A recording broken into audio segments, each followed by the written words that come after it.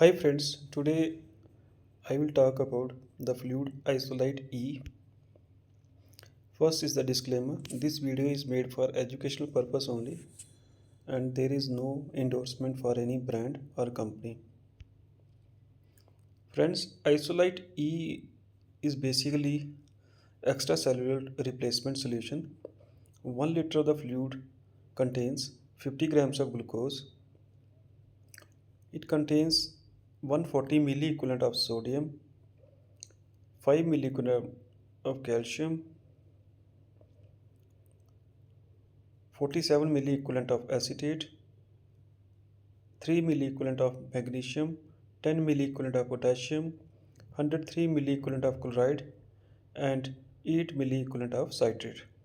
So each 100 ml contains 5 grams of glucose, zero point 0.5 grams of sodium chloride, 0.6 grams of sodium acetate, 0.075 grams of potassium chloride, 0.075 grams of sodium citrate, 0.031 grams of magnesium chloride, and 0.02 grams of sodium metabisulfate. Since isolate E is an extracellular replacement solution, it has electrolytes similar to those in extracellular fluid compartment, but with double the dose of potassium and acetate, which will get converted to bicarbonate. Patients on long-term fluid therapy can develop magnesium deficiency, but Isolite E is the only IV fluid which corrects this deficiency.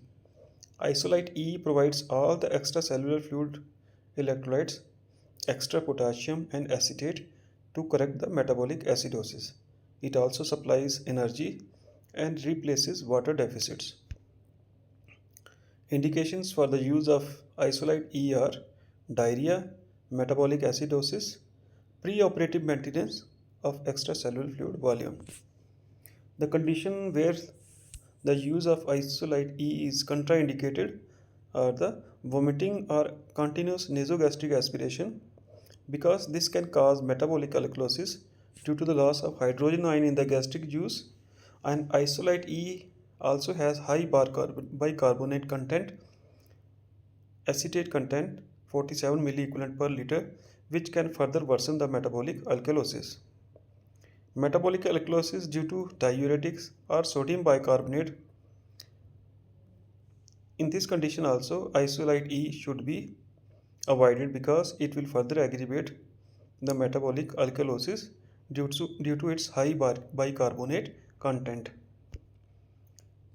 Albert Einstein has said, the important thing is to never stop questioning. With this, I conclude today's topic. Thank you very much.